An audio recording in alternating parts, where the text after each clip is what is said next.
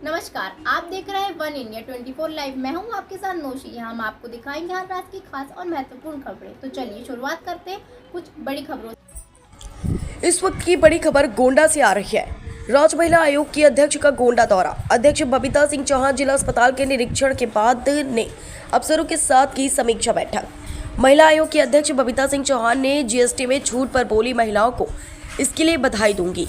पूरे परिवार पर पड़ेगा इसका असर, जेब खर्च पर आएगा बड़ा असर। वित्त मंत्री को मैं इसके लिए धन्यवाद देती हूँ। छांगुर बाबा के मामले पर बबीता सिंह का बयान। पूर्वांचल में था छांगुर बाबा का साम्राज्य। जागरूकता का अभाव और अशिक्षा के चलते भी हुआ धर्मांतरण। पैसे का लालच लेकर कराया जाता था धर्मांतरण। अभियान चलाकर कराई जाएगी धर्म वापसी। अभी मगरमच्छ पकड़ा गया है, मछलियां बाकी है। ब्लॉक और तहसील स्तर पर आएगा करेगा काम। 15 दिन तक डेरा डालकर किया जाएगा काम। बबीता सिंह चौहान। डेमोग्राफी चेंज पर बोली बबीता सिंह। मौजूदा सरकार इस पर कर रही है काम। जो खाई खोदी गई है उसको भरने में समय लगेगा। बैठक भी की है, क्या कुछ निर्देश दिया आपने? गोंडा में आज मेरे बहुत सारे कार्यक्रम यहाँ लगे हुए थे, कुछ विज़िट भी थी। जैसे मेन आज हॉस्पिटल की मैंने विज़िट की है, जेल की विज़िट भी करने वाली हूँ। और यहाँ सारे जितने भी डिपार्टमेंट हमसे संबंधित हैं उन सबकी आज अधिकारियों की मीटिंग भी ली, जिसमें यहाँ हमारी जिलाधिकारी महोदय और हमारे एसएसपी और ये सब लोग भी यहाँ मौजूद थे।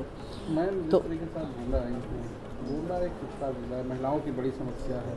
आपने भी शिकायत की है और सरकारी दिशा निर्देश दिए कि मुकदमे नहीं दर्ज होते महिलाओं के रिलेटेड, और छांगुर बाबा का भी मामला था।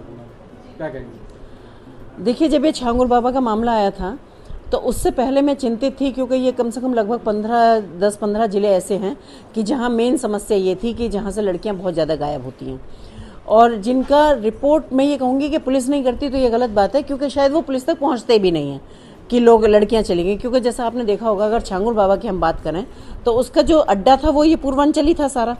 और यहाँ क्यों था कि यहाँ थोड़ा सा, एक तो मैं कहना चाहूँगी कि शिक्षा का अभाव भी है, और थोड़ा सा एक कमज़ोर वर्ग, आर्थिक रूप से भी थोड़ा कमज़ोर वर्ग है।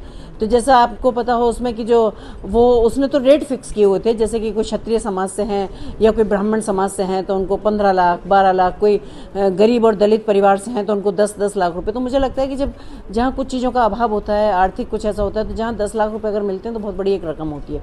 तो एक बहुत बड़ा षड्यंत्र था, बहुत ही घिनौना काम जो यहाँ चल रहा था। तो अब हमें भी जाकर समझ में आया कि इस तरह भी यहाँ लड़कियाँ जाती हैं।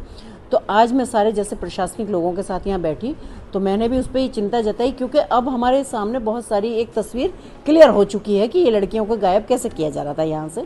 तो उस विषय पर आज मेरी बहुत सारी यहाँ बात हुई है, और हमने सबने बैठ के ये प्लान भी किया है कि आगे भी हम देखेंगे।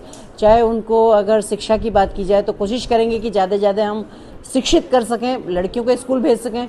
और जागरूकता की बात यह है कि तो मेरी सारे डिपार्टमेंट से बल्कि सबसे बात हुई है, और स्पेशली अगर मैं पुलिस की बात करूं तो उनसे भी, कि हम चौपालों के माध्यम से थोड़ा जागरूकता अभियान चलाएंगे।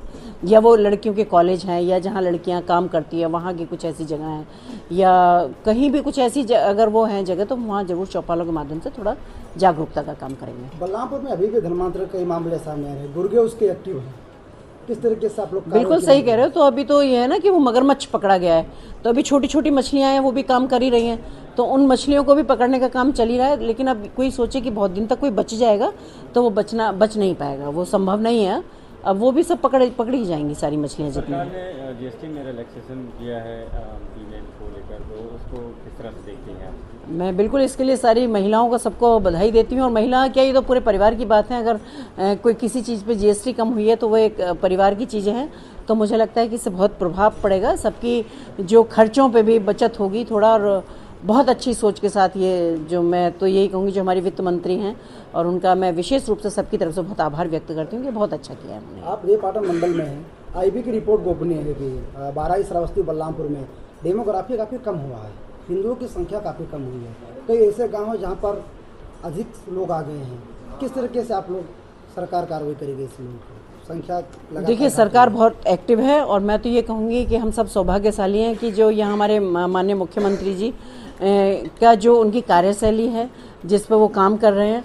तो क्योंकि ये मैं पहले भी कहती हूँ और आज भी कह रही हूँ कि ये ऐसी खाइयाँ खोद गई थी पिछली सरकारें कि जिनको भरने में थोड़ा टाइम तो लगेगा, पर यह भी पक्का है कि खाई है भरी भी जाएंगी, और वो भरने का काम शुरू हो गया है।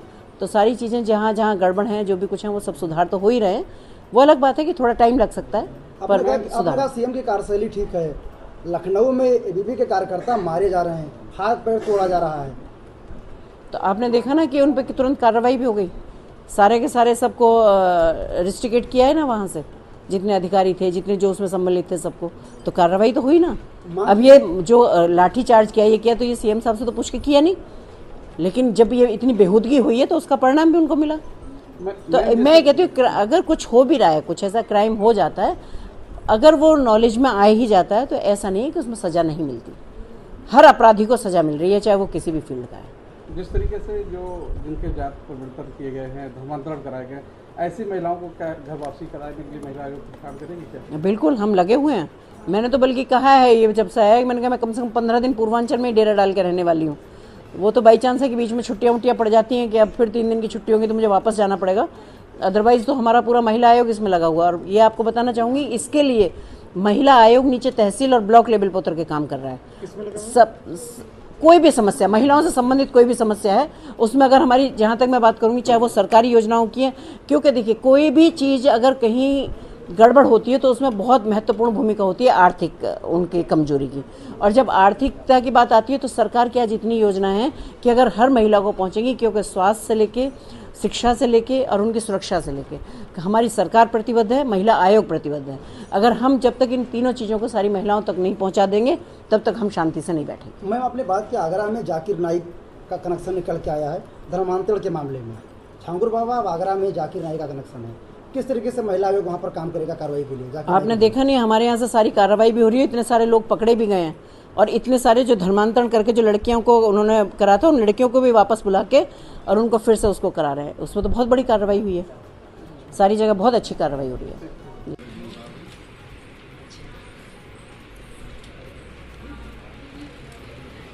अरे वो डीएम साहब को बुलाना जरा।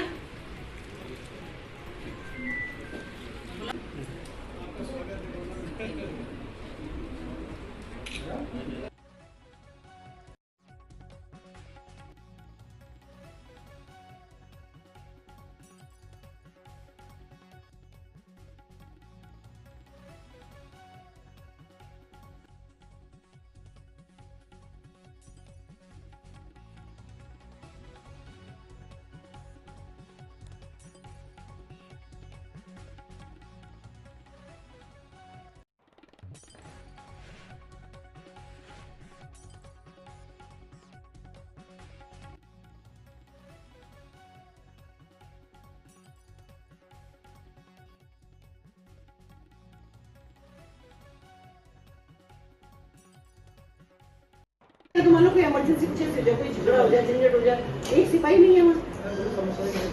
नहीं, आप इनको तो एक कमरा ये तो कितनी अच्छी, बिल्कुल बिल्कुल बहुत अच्छी है। वही है ना, जब तक हम अपनी बात रखते नहीं है तो वो चीजें होती नहीं है। हम कहते रहते हैं कि ये नहीं काम हो रहा, वो नहीं हो रहा। वहाँ पर एक रूम, एक टॉयलेट, बाथरूम दे दीजिए ताकि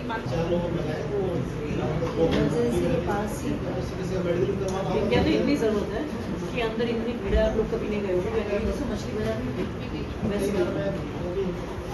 और एक सिपाही वहाँ नहीं है। बताओ, अगर किसी को दो आपस में भी लोग भिड़ जाएं तो इतना भी नहीं है कि कोई उनका जाके बीच बचाव भी कर दे। मेडिकल भी होते हैं और सब तरह के लोग आते हैं। भाई हॉस्पिटल तो कैसे, हॉस्पिटल थाना 2 जगह ऐसी है कि जहाँ हर तरह के लोग पहुँचते हैं। डेफिनेटली, बिल्कुल बिल्कुल।